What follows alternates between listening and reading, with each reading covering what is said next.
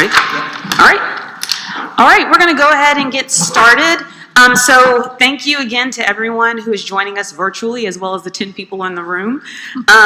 This has been such an interesting conference so far. Hopefully you've been with us the whole time. We received a wonderful keynote message from Dr. Julia Andrini on social determinants. A very eye-opening presentation just a second ago from Dr. Mark Robinson on the healthcare disparities of the incarcerated, and a wonderful history lesson from Tim Schauer on healthcare access. And so I'm extremely excited about our panel today. So the panel will be talking about really a multifaceted approach to creating healthcare access. Before I formally introduce them, I realized that when I kicked this presentation off, I did not introduce myself. So just very quickly, I am Ryan Jackson. I am the Vice President of Community Benefits for Houston Methodist. And so, again, honored that the panelists agreed to our begging and pleading to join this panel. And so to kick it off, first off on our panel is Dr. Charlene Flash. Dr. Flash is the president and CEO of Avenue 360 Health and Wellness, which is an FQHC with 9 sites around Greater Houston. And this particular organization provides cradle-to-grave care while addressing social determinants of health, such as housing instability, food insecurity, and racism. Dr. Flash is an infectious disease physician who holds voluntary faculty appointments as an associate professor at U of H and at Baylor College of Medicine as an assistant professor of medicine in the Division of Infectious Diseases. Dr. Flash implemented one of the first HIV prevention programs in the United States to provide HIV pre-exposure prophylaxis to high-risk heterosexuals outside of a clinical trial. She's a graduate of Yale University and of Rutgers Robert Wood Johnson Medical School and Rutgers School of Public Health. And again, everyone on the audience, whatever I'm saying here does not fully capture the wonderful, lengthy accolades of this entire panel. So I am scaling it down a bit, but we will put their full bio on the website for you after. So welcome, Dr. Flash. Dr. Bill Fulton is the director of Rice University's Kinder Institute for Urban Research. He is a former mayor of Ventura, California, and director of planning and economic development for the city of San Diego. Since arriving at the Kinder Institute in 2014, Fulton has overseen a tripling of the Institute's size and budget. And I think all of us on this call who are at least from Houston are very familiar with the wonderful contributions of the Kinder Institute. He is also the author of 6 books, including The Reluctant Metropolis, The Politics of Urban Growth in Los Angeles, which was an LA Times bestseller. He currently serves as board chair for Metro Lab Network, a national network of research partnerships between cities and universities, and serves as the vice chair of Link Houston, which is a transportation equity advocacy group. He holds a master's degree in mass communication from the American University in urban planning from the University of California, Los Angeles. Third, Mr. Kalal Mahata is the co-founder and CEO of Patient Care Intervention Center, also known to us as PCIC here in Houston, and he is a technology innovator focused on the needs of vulnerable communities. He's been working in the areas of data, technology, development, and health information technology for more than 15 years, and his focus has been on patient-centered care and the integration of social determinants of health into care models. Kalal received his master's in computer science engineering from the University of Texas. His thesis addressed the development of agile electronic medical record systems. He received the Lockheed Martin Aeronautics Award for Outstanding Service and Impact and was recognized by the National Center for Complex Health and Social Needs as a trailblazer in complex care interventions. And then prior to co-founding PCIC, he worked for more than 10 years in the energy sector, consulting with Fortune 100 companies. Ms. Carol Perrett. Carol Perrett is a Senior Vice President and Chief Community Health Officer for the Memorial Hermann Health System. Methodist face, just kidding. No, we love Memorial Hermann, for sure.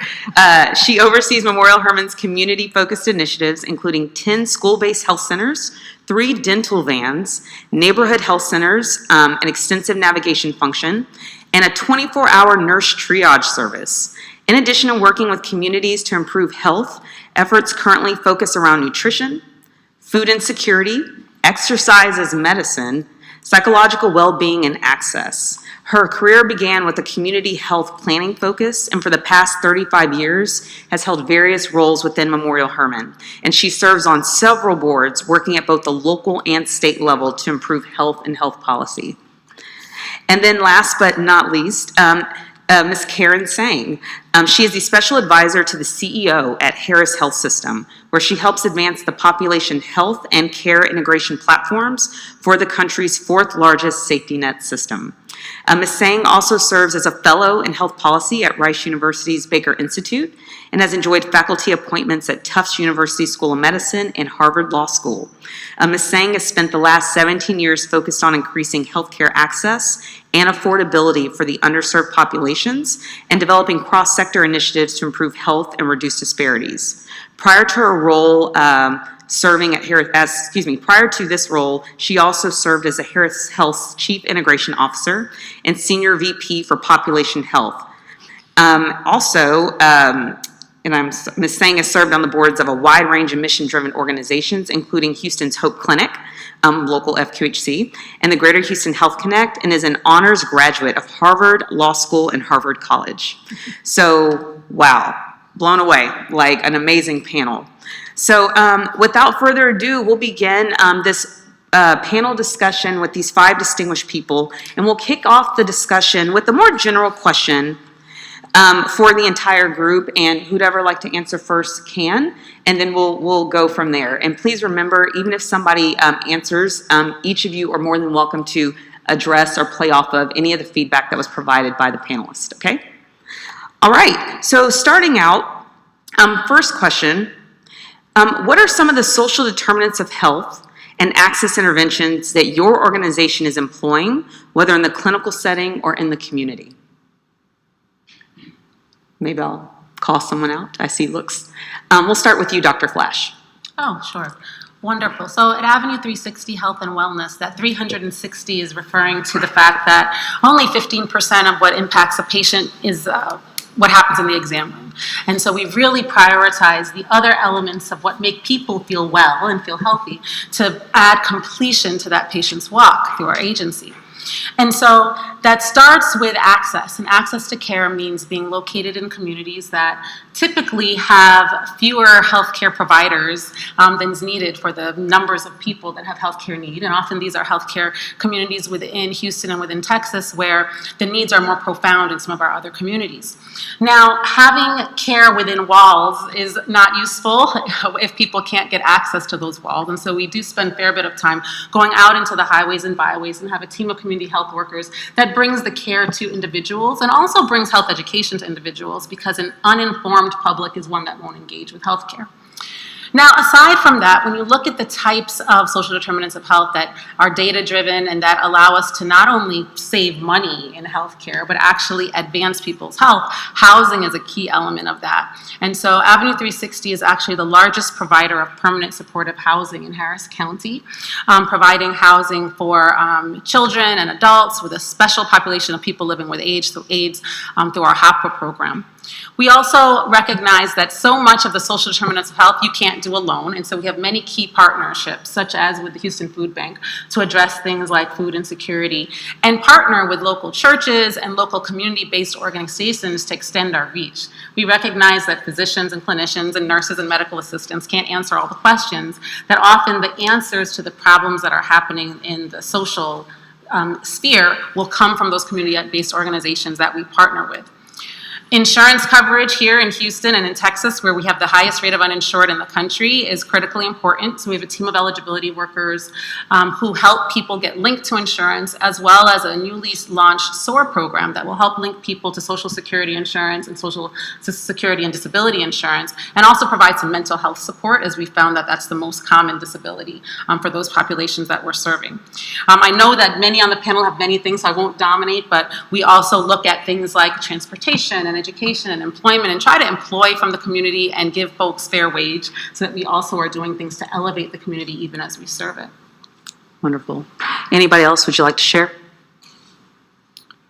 I think one of the things that we've really looked at is how do you wrap services around an individual instead of an individual having to piece their way through those.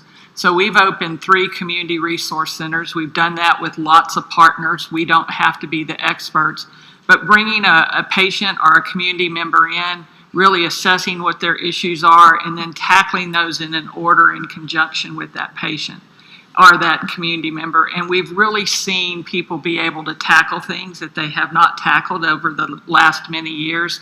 So perhaps it's finding insurance first in a medical home, then it may be dealing with housing or food security issues.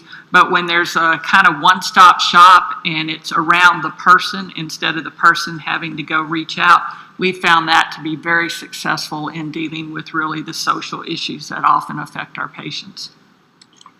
And Ryan, something I want to underscore that I think came out beautifully in Charlene and Carol's comments are, as we think about sister healthcare organizations, it isn't a one-size-fits-all approach.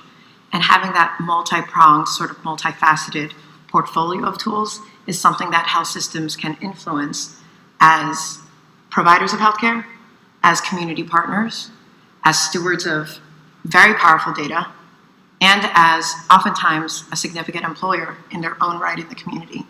And just to give the corollary to some of those different tools in the toolkit that Charlene described at Harris Health, on the access side, we've sought to advance an innovative approach by actually taking advantage of some of those subsidies and support that's reflected in the marketplace and apply some of our funding towards ensuring that marketplace coverage is available for some of our most vulnerable patients. That really completes the access picture. And we're very proud that nearly 100% of those patients continue to be housed within our ACO in terms of their primary care and related services. Another example, in the role of healthcare as employer, addressing disparities, addressing social determinants of health, we sort of led the way for the county 4 years ago as one of the first agencies to establish a minimum $15 living wage for our employees. That's in addition to the community health hubs from a service and a direct delivery perspective that we're establishing at a cross-section of our clinics in the community all throughout the county. And they represent an integrated hub, one-stop shopping, where folks can access our food prescription programs, housing, utilities through Harris County Community Services Department, a wonderful partnership we have with them.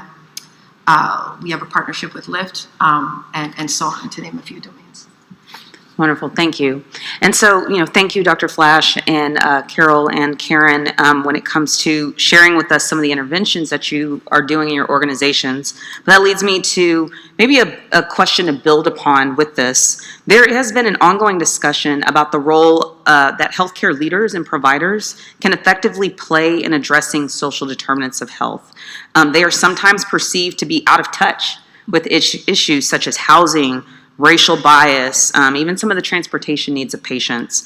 How can providers stay informed and engaged about their patients' more general well-being? And then additional component to that question, what are the limits to the healthcare sector when it comes to playing this role of addressing social determinants? And for those of you who are offering some interventions, how do you ensure that what you're offering is well informed on what the community really needs? And Bill, I have a question for you right after this that will lead into that. I know there's multi-layered, by the way. I think one of the things you have to do is ask. So I'll give you an example. We have a school-based clinic in a certain area, and the kids had the pre-marker for diabetes. They had full access to free primary care on campus, and the parents weren't taking advantage of it. So we pulled a group of parents together and asked, and they basically laughed at us and said, I'm not worried about what's going to happen to my kid in 5 years or 10 years. I'm worried about next week, next month. And if you want to know why they don't exercise, have you seen that park? It's not safe. If they go there, they just get in trouble. There are no activities there. And so we really listened to that, and we said, okay, we can do something about that. And we've put money into rehabbing the basketball and soccer field. We've brought Soccer for Success and basketball back to that. We have walking clubs, we have Walk with the Docs, and what we've seen is that neighborhood has taken full ownership of that. So you can make those changes, and we do have a role to play, but we have to open up our ears and hear what the community is telling us. Mm-hmm. I would second that. It's your audience is your most profound informant. During COVID, telemedicine became the thing to do to make sure that you're providing access to individuals. And so because of our health and housing interface, we said, well, why don't we put these med pods in some of our housing partners' locations to literally bring the healthcare to those spaces where people were living, especially in spaces where people didn't have access to technology. Sounded like a brilliant idea. However, the clients weren't uptaking it. And so we talked to them and said, well, what's happening here? We put this right at your doorstep. Why aren't you taking advantage of it? And they said, well, we want to actually have someone put their stethoscope on us, and we want to have our provider touch us and be close to us. And so we had to completely shift the model to actually send clinicians into the sites to provide on-site care, because that's what the clients were asking for. As healthcare leaders, sometimes you get very separated from what's happening on the front line. You have 200 employees, the story gets filtered 200 times. And so one of the things that I prioritize, to the chagrin probably of my direct reports, is actually talking to the folks on the front line who are actually engaging with your audience and asking, what are your thoughts and ideas? What's going well and what's not going well? And talking also to the physicians. It's interesting that in healthcare, having been on both sides as a clinician, looking at the administration and now on the administrative side, sometimes we don't ask the clinicians what their thoughts are. And we forget that the clinician isn't just the prescriber. As a physician myself, I am half prescriber, half cheerleader, half confidant. When I'm in that exam room, you hear sometimes more than you want to from patients and have insights about what are the best ways to engage and to access. In some ways, healthcare has become more of a business than a space of care. And so there is a balance that can be found, and much of that balance has to be tempered on, are we actually listening to our audience, or are we just doing what we think is the best thing to do? Thank you. Oh, were you going to say something? Ryan, I wanted to add just the one dimension that something that I think we can all do is remember how diverse the definition of provider is.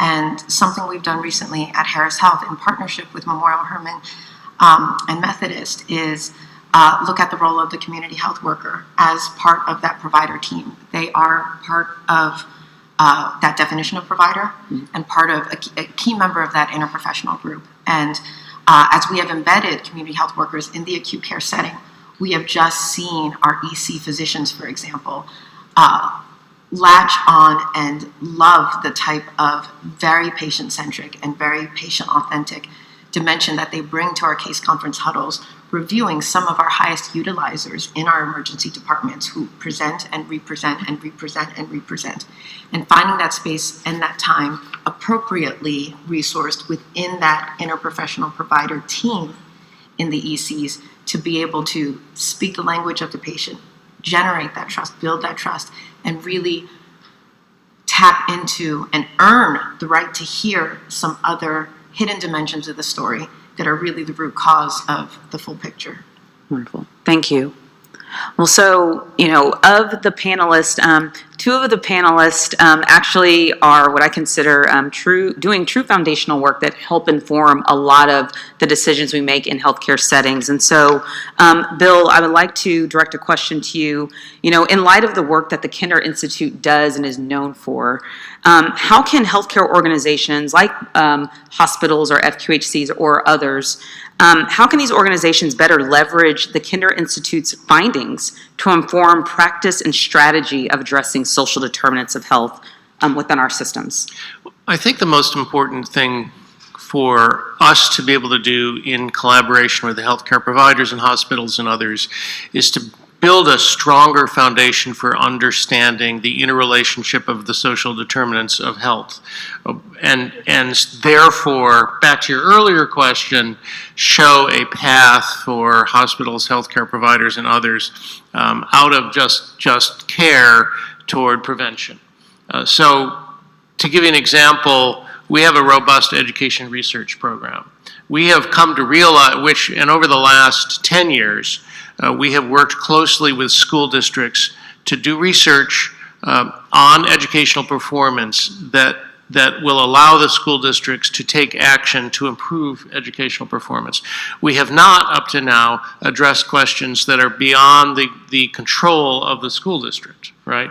But clearly, health, housing, transportation, income, all these issues affect educational outcomes. All of those issues also affect health outcomes.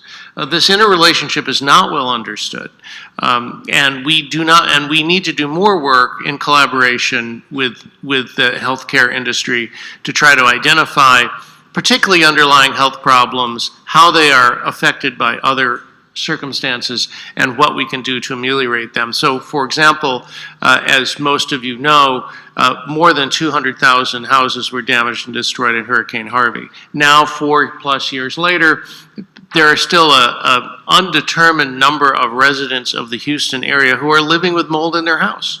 Some of them are renters, some of them are owners. What's being done to help them? Well, not a whole lot. We don't know who they are, we don't know where they are, we don't quite know how to help them, but that situation is clearly causing health problems for perhaps as many as hundreds of thousands of people. We can work together with a wide variety of partners, including the healthcare industry, to identify some of these underlying problems, to understand how the interrelationship, for example, between housing and health, and to try to work together to try to figure out how to ameliorate those problems. Thank you. Well, actually, I've got a follow-up question to that, and then we'll probably actually defer to you, Dr. Flash, and Carol as well. I know you mentioned specific interventions around like housing, et cetera, but, you know, within the greater Houston area, people with lower incomes, which also sometimes means disproportionately communities of color, rely heavily on public transit as a primary mode of transportation for many aspects of their life, including healthcare. But for many Houstonians, access to public transit is limited or travel times are burdensome.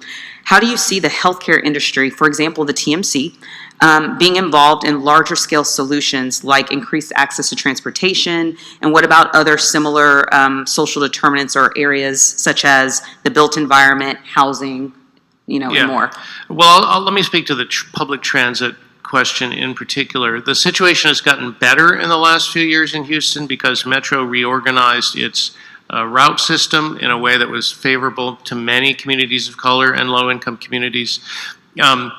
The solution to providing better transit access to health care is probably beyond the scope of any individual provider or even the TMC itself, because it is a metropolitan-wide problem. And so I think, among other things, TMC and the healthcare providers can support and promote Houston Metro's efforts to expand and to lobby for additional federal money, for example. At the same time, I have to say, although transit service into the Med Center itself is pretty good compared to transit service elsewhere in Houston, I think it's fair to say that historically the TMC was not very receptive to a lot of intervention on transit. The way the train goes through the Med Center is a pretty good example. It kind of just gets pushed through in a kind of a haphazard way. The TMC, to be perfectly honest, makes all of its money on parking. And so we have sometimes wondered, if they're not that interested in transit, perhaps that's one of the reasons why. But transit's very popular even among the TMC employees. And if you ever take the train out of the Med Center at rush hour, it's completely full with people sometimes going to remote parking lots, sometimes going to the express buses downtown. As far as the built environment goes, in typical fashion, since I'm not a driver, I got lost finding your location this morning. I did get here, but for people who are transit dependent who come to the Med Center, this is a perfectly terrible place to try to walk around, unless you are on the Skyway system. And I think one thing that the Med Center and the hospitals and the TMC can do a better job of is understanding that access to healthcare means the ability to walk and the ability to navigate, especially for people with disabilities, people with visual impairments such as myself, the ability to navigate without a car through this very complicated maze, kind of an overgrown suburb where the Med Center is today. So any improvements to pedestrian facilities in the Med Center, which is completely within the capacity of the TMC and the hospitals, would certainly be welcome for transit-dependent people. Thank you. So, thank you. Very, very enlightening, and I agree. The medical center is very difficult to navigate. I myself get lost sometimes, and I come here every day, so I can only imagine what others experience.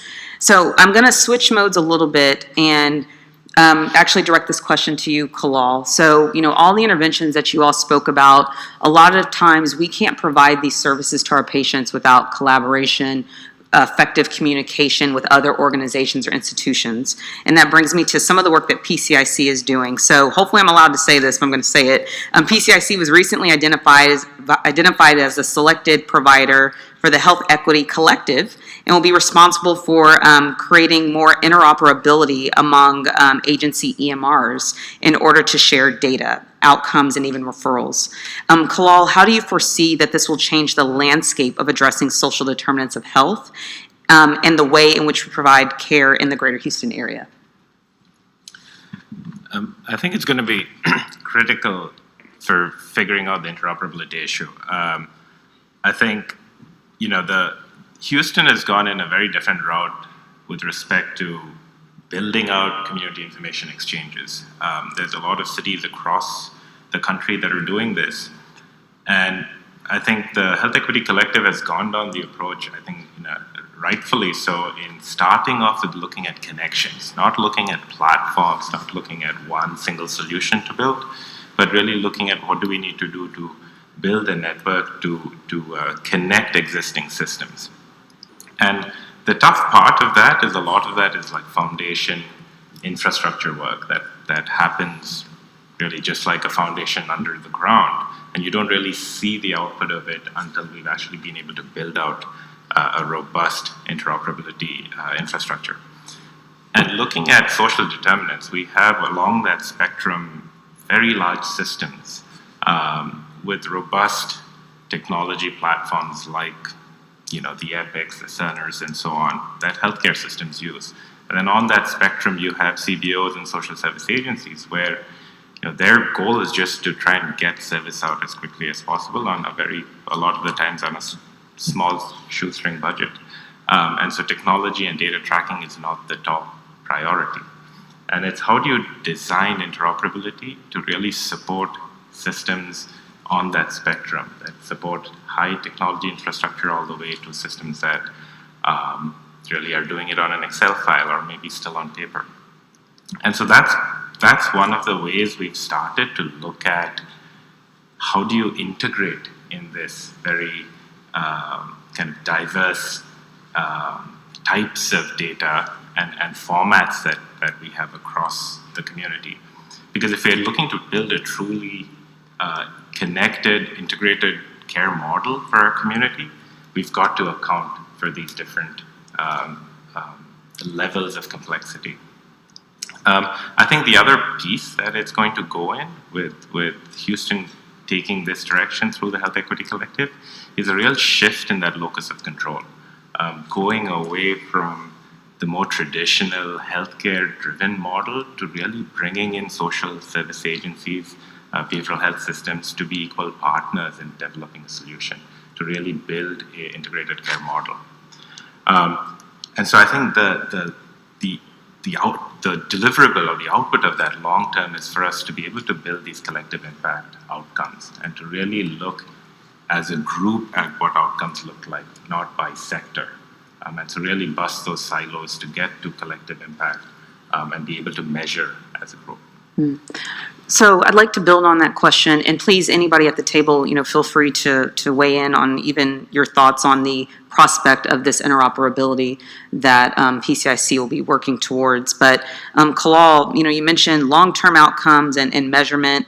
So specifically, how do we measure outcomes related to social determinant of health screening and referrals, and what are the challenges and barriers to tracking those outcomes?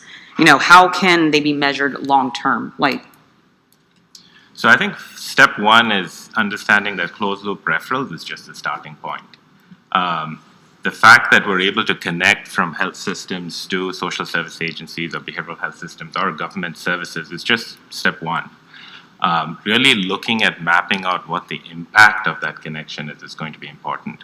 How did we improve the quality of life, and how are we measuring that in the community for our citizens? The second part of that is really moving from a short-term view of outcomes to really looking at this from a long-term, multi-year perspective. I think in both the healthcare system, the peer networks as well, it's a very annual cycle. Social determinants don't really follow that timeline. If somebody was suffering with chronic homelessness, that's taken decades to get there, and we're not going to solve it in a year or 6 months. And so to really be able to track from a multi-year perspective is going to be important. And then I think measuring the effectiveness of screeners that we use. Going back to the data and saying, if we used a certain screener, did that meet the needs of the cohort we're working with or the patient population we work with? Because we have substantial amount of data to actually start off, not from a guesswork place, but really to say what is the need in the community in a specific location or near a specific clinic or hospital. And so we should use that and apply it and really build a true learning health system. The next part of that is really balancing out, I think, the tracking of data, which is very much required for us to have systematic approaches for measuring and tracking outcomes of interventions for social determinants. But also to understand that there's going to be a balance of how much data tracking we can do around the social service side. It's challenging in a scenario where someone's going to pick up food to ask them data around tracking that individual. And so being thoughtful in how we track is going to be important as well. And so that's how I look at really measuring outcomes, is really start to look long-term, start to look at the impact of what we are now referring to as closed-loop referrals in things like health outcomes, in quality of life, rather than just the mechanism of making the referral. Mm-hmm. So Yeah. hopefully that answers. No, thank you. Very, very good. Were you going to say So something? I was going to say, with my public health hat on, when you think about measuring things that have impact that's going on over decades sometimes before you can see true change in communities, it is important that we look at what are the short-time proxies for the interval successes. And so are there process measures that are moving us along, whatever that theoretical pathway we are going on to have that impact? Are there interval outcomes that are showing us that we are directionally going in the correct direction, so that we don't look up 20 years from now and say, oops, we thought that was a good idea, but actually we completely missed the mark. And so that does mean that the type of partnership you see on the stage, where you have, data and hospitals and FQHCs and research, was working together to figure out how to not just track data, but utilize data to implement change, and then measure in the real world in a way that sometimes in academia we don't do, but measure in the real world to look at not just those long-term impacts, but the short-term process things, and make sure that directionally we're actually going in the appropriate space. And even though it's a long time, we don't have a lot of time. When we look at what's happening in our communities, the communities are in desperate need of us to intervene, and so it is incumbent on those of us providing the services to actually pay attention to, is the service we think we're providing what's actually happening, what's actually making a difference. Thank you. I Agreed. think there are also two levels, right? You can deal with an individual and perhaps close that referral and get that problem solved but the bigger issue is the community side of it. So I think we have to make sure we're working at both levels, right? At the individual level, dealing with the needs that are presented to us and closing that. But why do we have the issue to begin with at a community level? And what bigger interventions, what bigger tasks do we have as a community to really close those issues? Absolutely. So I've got another question dealing with how we identify the social determinants, and then we're going to switch modes for the audience and talk about some of the people who are really most vulnerable, the uninsured, underinsured, and even how race and ethnicity can play into healthcare disparities. But for you specifically, Carol, in Memorial Hermann's experience, in which clinical environment, whether it's your ED, the inpatient, or the outpatient setting, has social determinant of health screening been most successful in terms of integrating that screening into practice and achieving target patient disclosure rates? I don't know if you were able to see earlier in the presentation, but Dr. Andrini showed, a wheel of social determinants that have been uncovered from our patients, but we can only come up with interventions or solutions if we have that real world awareness, but you also have to have patients willing to disclose that information. What have you found successful and where? It's a struggle. Our staff doesn't like to ask. Our patients don't necessarily like to answer. And if you look at the data we get out of our EDs versus what we've gotten out of the Accountable Communities grant, those numbers differ significantly. So we're actually looking at, are we better off maybe using some of the data tools to buy that data and really integrate it into the workflows in the medical record so that we have it on everybody? It might not be 100% accurate, but it's directional, and it could lead then the clinician to integrate and ask that. So think of things as simple as changing the color on a banner bar for a food insecure person. It's not a click for the doctor, but now, that purple banner bar means you have some issues that you need to take clinically. I think the other real challenge is getting physicians and our whole care teams to really incorporate that. You constantly hear, well, I'm not going to ask if I don't have a solution. And my response back is your patient better off you not knowing? I think they're better off you knowing. And you don't have to be the solution, you just have to be the connector, but you do have to incorporate that into your clinical decision making. Absolutely. And Karen, did you want to weigh in? I know that Harris Health does a lot of this as well. Sure, just from really a concrete, practical, operational perspective, we have had I'm going to describe it as a silver lining of the natural experiment where you have multiple efforts concurrently over different periods. There's some real basics, like written screeners are more effective. It's very difficult for a patient to, look you in the eye and answer, certain things, and even more so if their kid is right there in the room. So we had a very enterprising pediatric and adolescent center, a number of years ago. That was the first to implement written screening around food insecurity. And then when we as a system sort of came in a few years later and expanded that across system, but switched to oral screening, the rate of food insecurity positive screening at that same pediatric center plummeted from 16% to 4%. Obviously, food insecurity was not solved overnight in that community. The accuracy of the screening response had declined given the change in how it was being administered. So I think from a very practical operational perspective, being astute students of those great learnings from that trial and error from before, there's that important operational body. I love the idea of a balance between the personal engagement and data at the clinical team's fingertips. We train our clinicians. If there's a patient they can see, gosh, this is the first time I'm seeing this patient here in this ambulatory setting, but they've been in and out of Bentab and LBJ. We train them to click the Epic Care Everywhere button to see the fuller picture medically.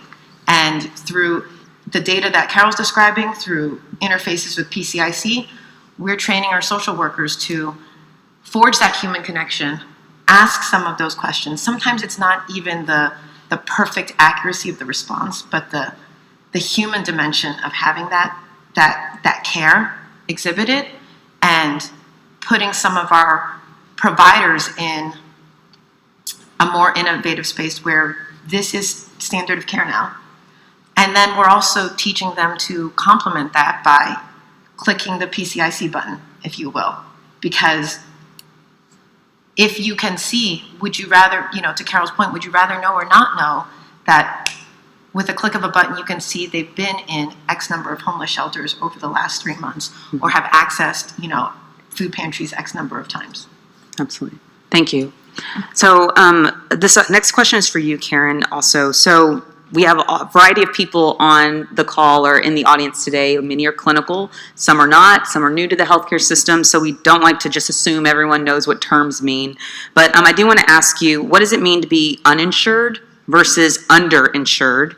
And at a time of rising healthcare costs, increasing cost sharing, narrowing networks, what does it mean to have what we would consider adequate insurance? And for example, Harris Health has a gold card system. How does that work into this? Absolutely. So uninsurance, or being uninsured, means, I think it's a little more straightforward for all of our audience. And it's to not have that benefit of membership in a health plan that helps spread the cost of, terrible life events or lightning strike, if you will. This is to spread that risk and to have coverage for the financial cost of healthcare when needed. In terms of underinsurance, I'm actually going to describe two ends of the spectrum where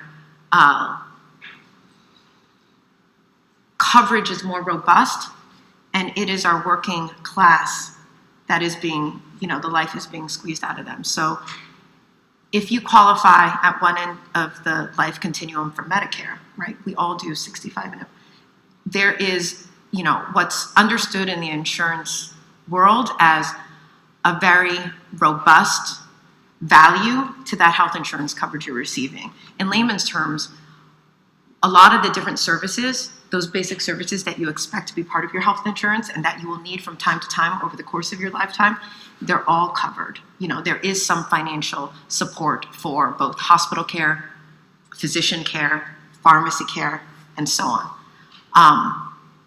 Another great example of that is Medicaid.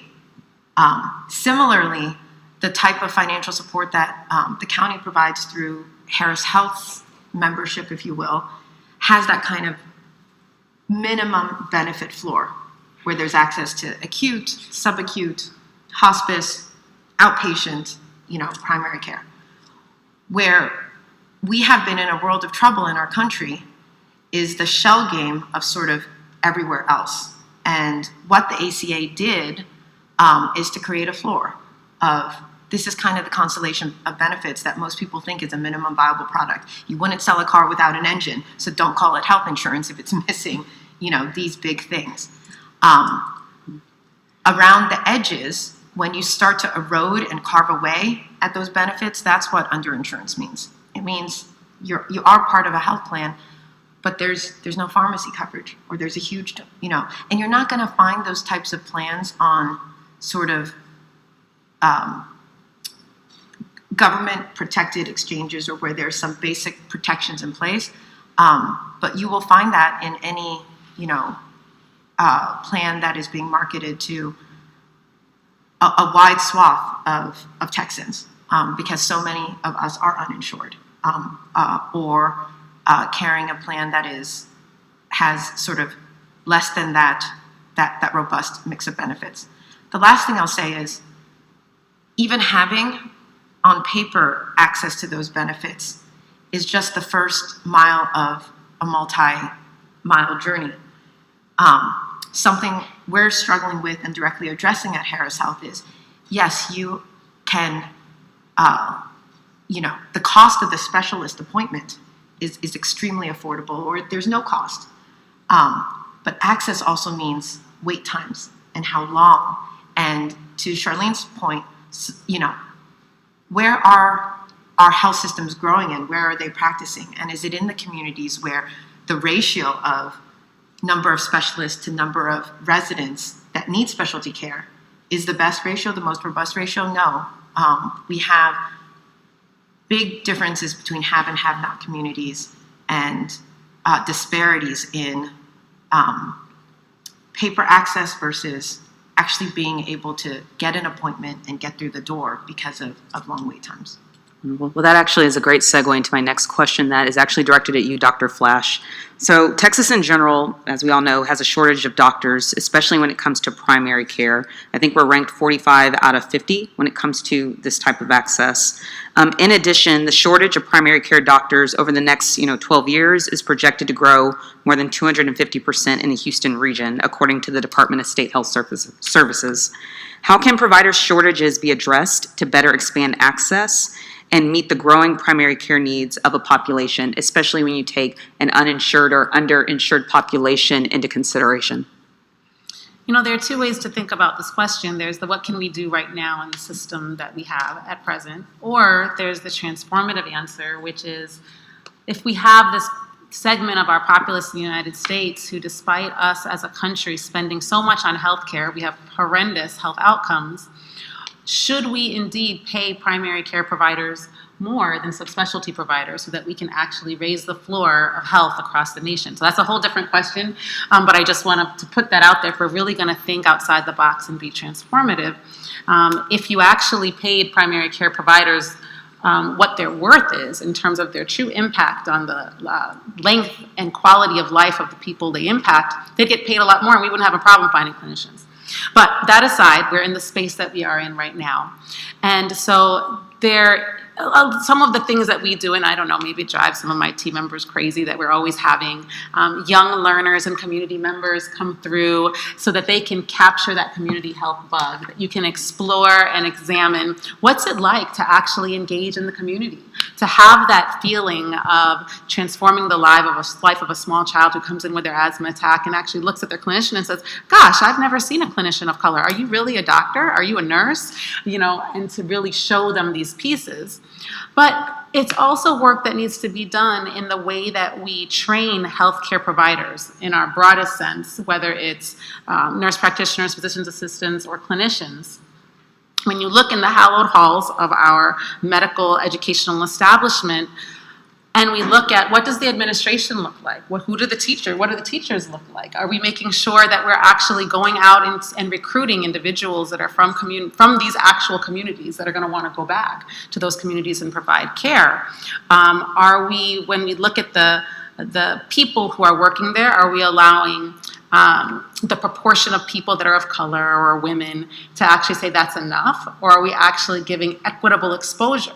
Are we doing things like we have community health? You go to these universities and you have a community health department or a family medicine department and they're focused on that. If this really is a challenge that creeps into, we've talked about transportation, housing, technology, why doesn't every department have some element and someone who is committed to thinking about, okay, how is my housing, technology, science, all these things, how does that impact the health of community? Those are transformative ways to kind of turn the problem on its head. So I can work on it institutionally within my own organization by creating exposure for the community and reminding folks who the real service is towards. It's to the client, not to the team member. Sometimes we get that backwards. But I think we need a more global transformative response if we're going to transform healthcare in our country, and it sorely needs it. Wonderful. Thank you. And so I'm going to actually ask one final question, but I would like to hear the perspective of all of you, if possible, on it. So, and you touched on a keyword, distrust or mistrust was in your answer. In Dr. Andrini's keynote presentation earlier, she noted that only 20% of Americans have what's considered a lot of confidence in the healthcare system. Why do you think there's so much distrust? And then, a simple example, real life example we saw was even with COVID-19 and the vaccine rollout, lack of trust in, what healthcare was saying. So I'd love to hear from you all, whether from a true research study perspective from the Kinder Institute in terms of perceptions and attitudes that you're seeing to a hospital environment, an FQHC, Harris Health, and even call you as well from, the technical side of things.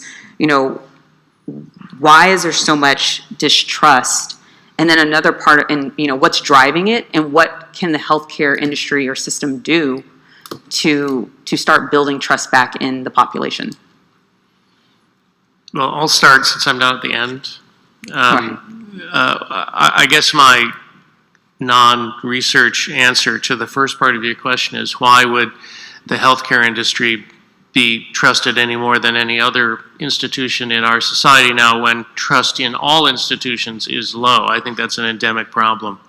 One of the things I think we can do, because a lot of this resistance or mistrust lays the foundation for being for people being impenetrable by facts, which is a real problem in our society. I think one of the things that we can do, however, is take the pulse of people and understand more deeply, as many people have said today, what it is that troubles them.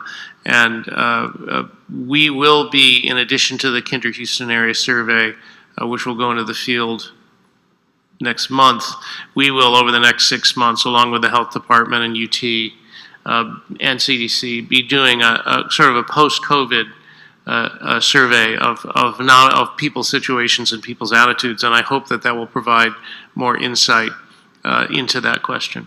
Okay. I think to build on that,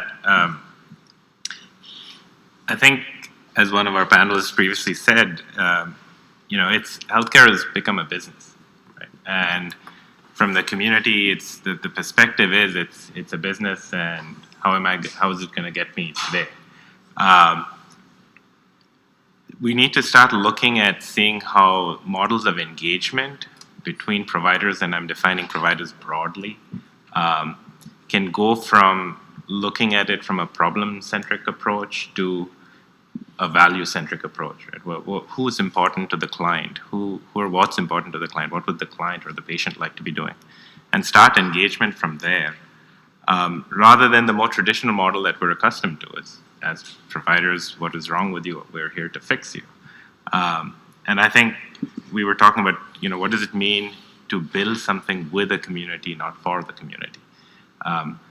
And that's what brings trust. Karen was talking about community health worker models. There are multiple community health worker model efforts going across our community today. What would it mean to learn from each of these models that's there, rather than each of them doing their own work in their separate silos?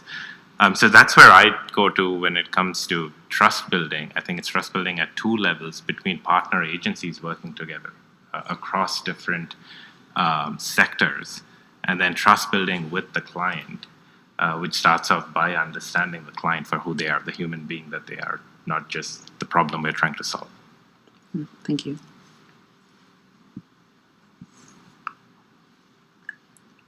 Anybody else?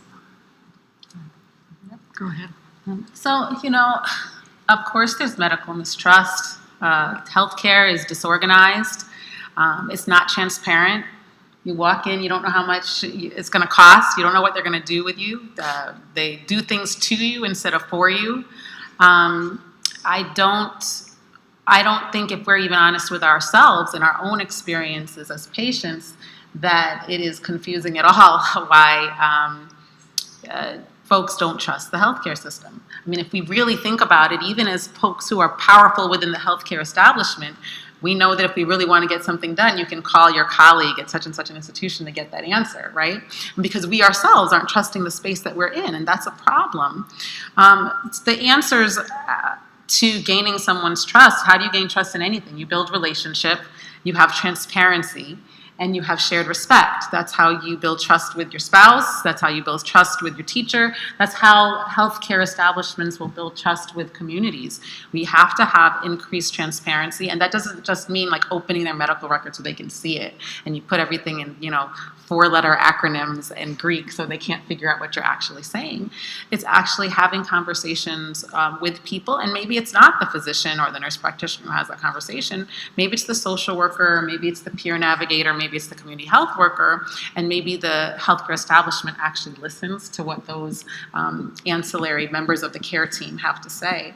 I think that's how you build trust. It's not surprising there isn't trust. When you talk to an individual patient, an individual provider, there's a trust relationship because that one-to-one, there's a relationship, but often there's not trust in the system. I trust my doc, but I don't trust the institution. And so, we have work to do there. Yeah, I think we have to remember that health sits in the context of lives. And it's only really when you can bring all that together can you really develop those true trust relationships. So, think of all the things we do that just don't connect. 76 pages of discharge instructions when you leave the hospital that are in Greek. Who can read them? Who can understand them? Did anybody ever have just a clear, concise conversation with you about what you need to do and what you need to look out for in terms that you can understand? Were you ever given the real chance to ask the questions you need to ask, or were you just told? So I think trust is about reconnecting at a human level and reconnecting from all those perspectives. And, think back to your childhood when you had the family physician that came to your house, who was also the family friend. We've lost a lot of that in medicine as we become more technical. And I think we have to embrace the challenges that people have in their lives that are affecting their health. Their choices aren't always their choices. Their choice not to follow the diabetic diet might not be their choice if they are having to go to a food pantry and they get what they get to eat. They're going to eat. So, we need to take a different lens and really approach, I think, if we're really going to build trust back in the system. Ryan, I'll just add that, I think we have a really strong roadmap based on the different elements that you've heard today, not just this panel, but earlier with Tim and others about, we all know intuitively the one-to-one, those moments, those experiences, those relationships that are strong within healthcare, that respect the patient, that view the relationship as a true partnership. Everything else needs to be in service of that. The payment mechanisms, the institutional administration, all of that needs to be in service of elevating that piece from an RVU perspective, from a primary care, what's the value of an E&M encounter versus, it reminds me of a great article by a clinician recently on HBR where, how are we even training our clinicians today? There's this protocol and there's this robotic arm that's going to, and it's that factorization, the treatment of healthcare as, kind of a factory recipe or a business institution. That is absolutely not the cultural tone that we should be setting for what is a service. It's a profession of service and care. The one other element I would add to this roadmap is the great work that's being done around implicit bias and cultural humility, and that being a very, very, very profound and dedicated part of the training we're talking about. That will be for another day, but that movement is afoot, thank goodness, in our sector, similar to others, and that's going to be a key piece of the puzzle as well. Absolutely. Thank you all so much. I have actually a ton more questions to ask you guys, but I know that we're running a little short on time, but I do want to make sure I'm giving everyone a chance in the audience if there's any questions or one question. If not, thank you so much. Tons of questions that we didn't get to ask, but maybe we can do a smaller session, next year to address the ones that were missed. But thank you, all of you, for taking time to talk to us today, feeling very informed and educated. So thank you. We're going to move on to the next portion of the agenda. And so we've been calling them in our committee little mini TED Talks, even though that's not what they are. But I want to invite Dr. Barbie Robinson